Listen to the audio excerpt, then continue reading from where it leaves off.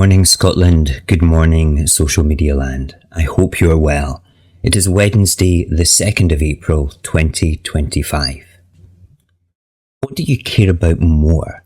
Your favourite party winning or Scotland becoming independent? Because you can't have both anymore, and that's the brutal truth. And if we don't face it now, we're going to lose more than just an election. We're going to lose our entire movement. This video isn't aimed at those who don't support independence. It's aimed at those who do, but are clinging on to a failed political strategy like it's a security blanket. I'm talking about the people that are still peddling the myth that both votes SNP is the only honest or effective way forward.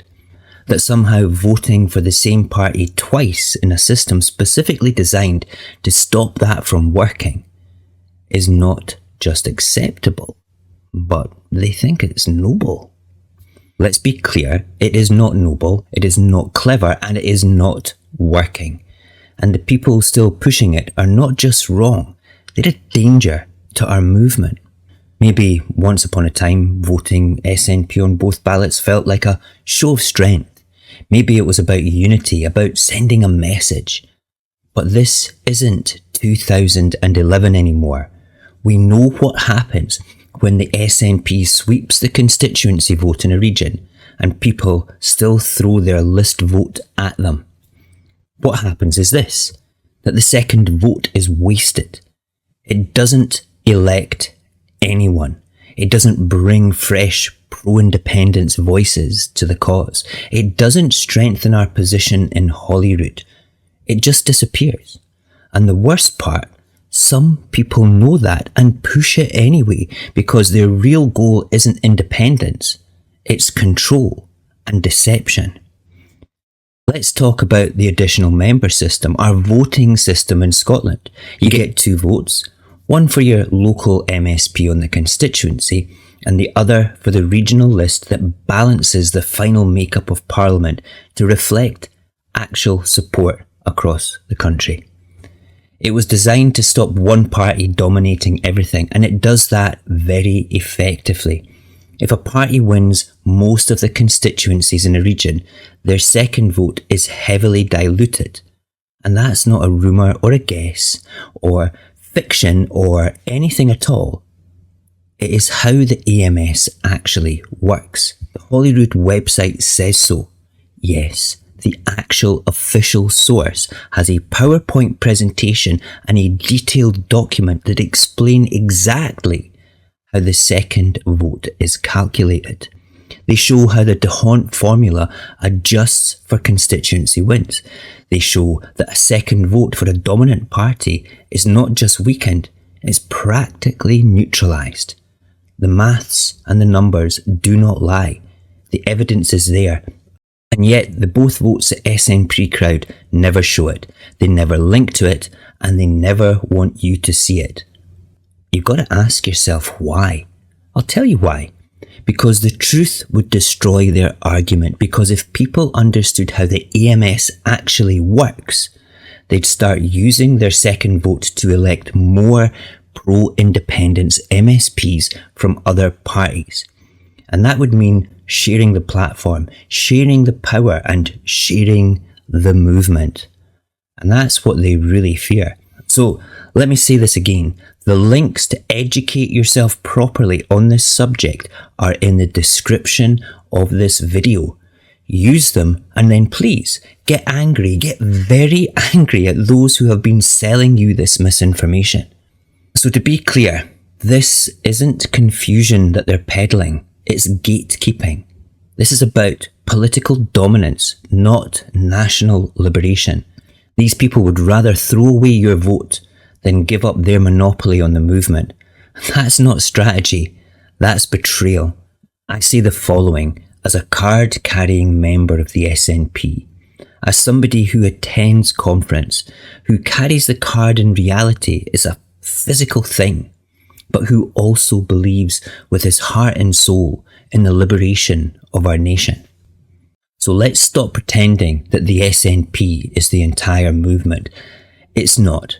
It can't be, because the SNP doesn't represent everyone in Salvo. It doesn't speak for Liberation Scotland. It doesn't represent the tens of thousands of independent supporters who have become disillusioned or politically homeless, or who have never joined a party in the first place. And you know what? That's a good thing, because diversity is strength. We've outgrown the idea that one party holds the keys to Scotland's future. That idea is keeping us locked in the past. And here's the thing that they really don't want you to hear.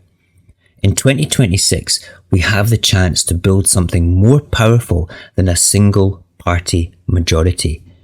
We have the chance to create a real pro-Scottish power bloc, a parliament where a cross-party majority of pro-independence MSPs can act together with shared purpose to advance the cause.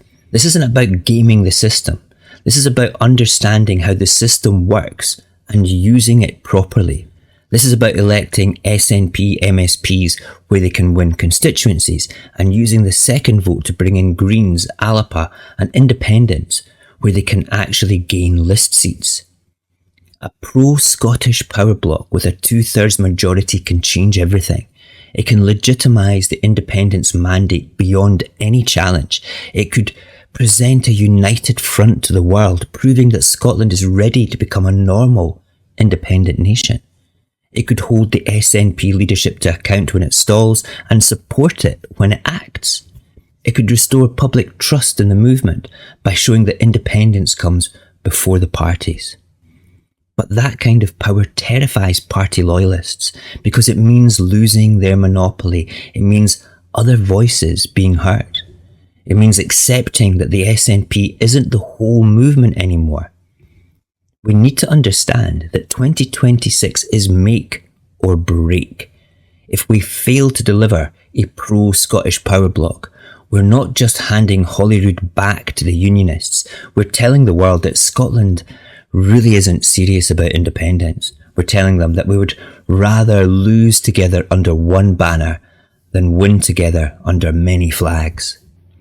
And while we tie ourselves in knots about who on what list is important, the Unionists are out there voting tactically, without shame, without hesitation, and without the slightest concern for party loyalty.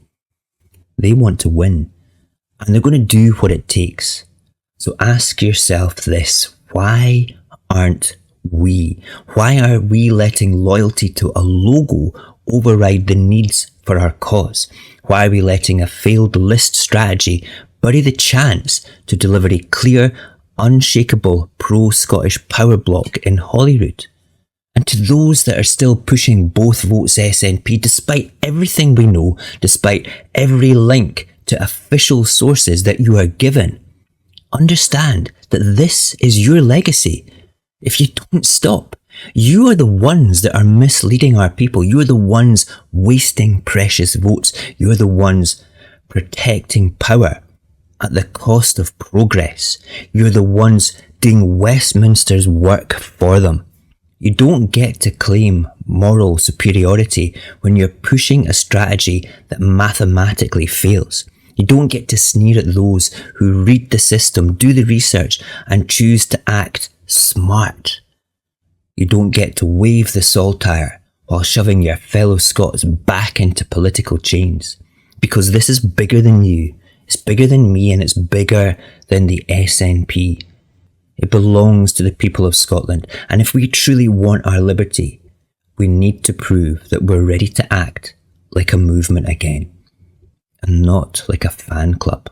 You don't have to like the Greens, you don't have to trust ALPA, you don't have to know every independent candidate on the list. You just have to care about Scotland more than you do about your party. Because if we don't pull together and build a pro-Scottish power bloc in 2026, we won't just lose another election. We will lose trust, we will lose direction, and most of all, we will lose each other. So don't just vote in 2026, vote like the nation depends on it. Because this time, it truly does.